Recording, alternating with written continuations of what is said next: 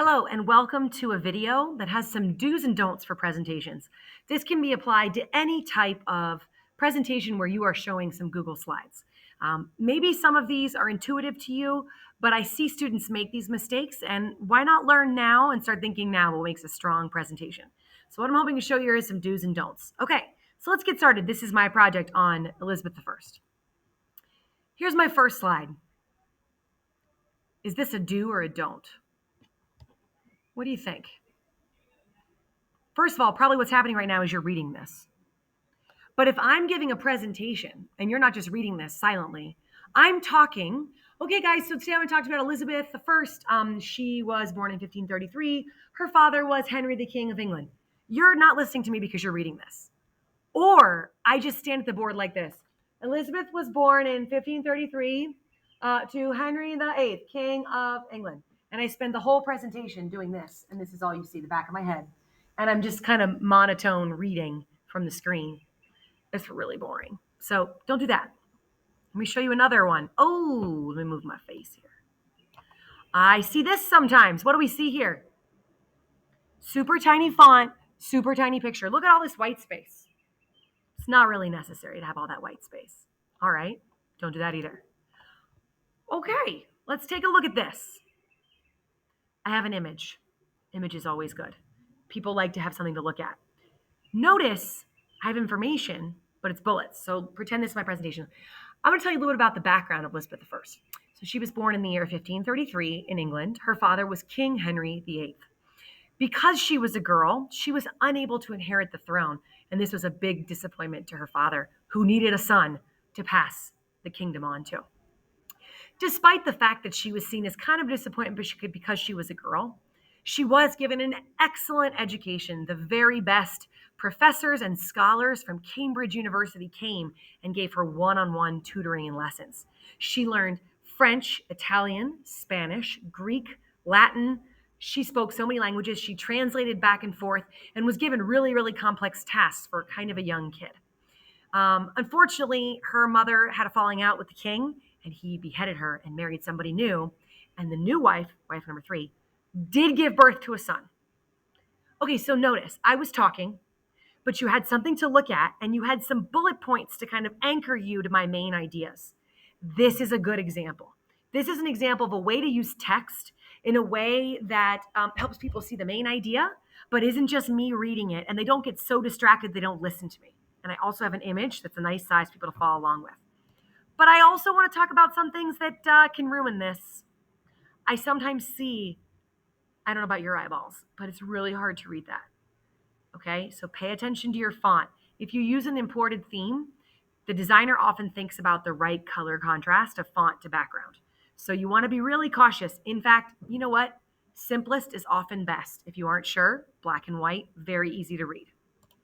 Another mistake I see, that's really hard to read. Try to read that. It kind of burns my eyes, kind of hurts.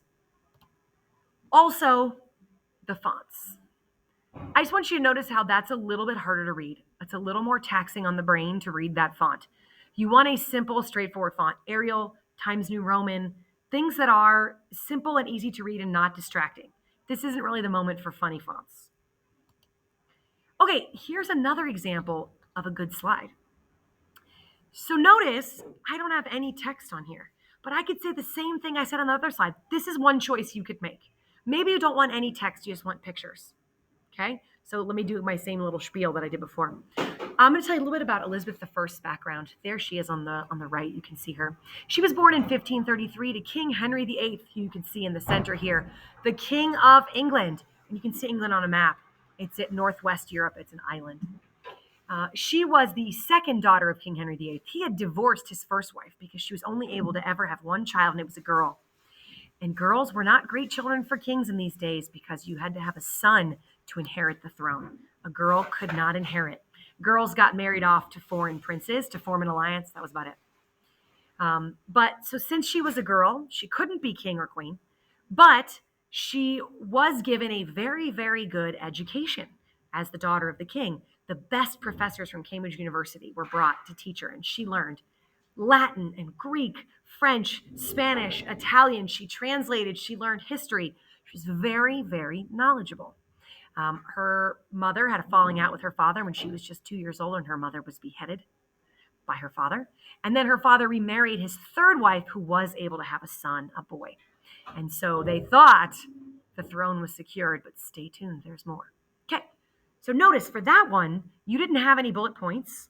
You can decide for you, would you have rather had the bullet points, or were you okay without them? And it's like, kind of was okay. And maybe just hearing me talk and having pictures to look at allowed you to focus better. Personal preference.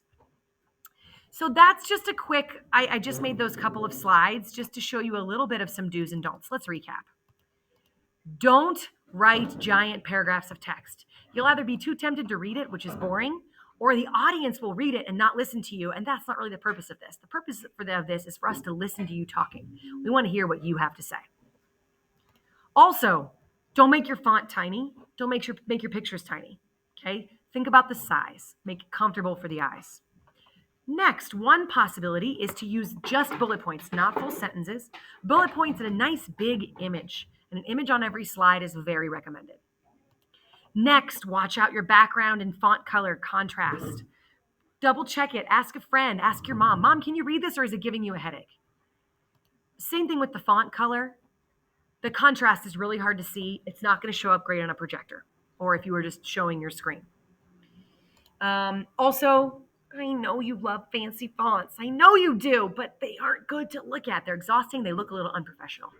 When in doubt, go with something standard. Arial, Times New Roman, other fonts that look professional and elegant and not playful, right? We're talking about a serious academic presentation.